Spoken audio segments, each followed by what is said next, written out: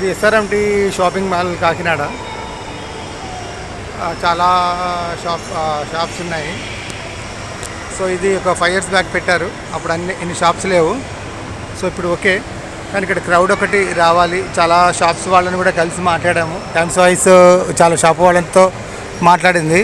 So వాళ్ళు చెప్పింది ఏంటంటే ఇంకా క్రౌడ్ పుల్లప్ అవ్వట్లేదు, ఓన్లీ శనివారం ఆదివారం మాత్రం వస్తున్నారు అన్నారు. సో 5 yearsకి మాత్రం ఉంది అంటే తర్వాత ఇంకా డెవలప్ కావచ్చు. కారణం ఏంటంటే హైదరాబాద్కి, మెట్రోపాలిటన్ సిటీ హైదరాబాద్కు ఈ కాకినాడకి చాలా డిఫరెన్స్ ఉంటుంది. సో ఇది అభివృద్ధి చెందాలని చెప్పి మనము టైమ్స్ తరఫున మనం కూడా కోరుకుందాము.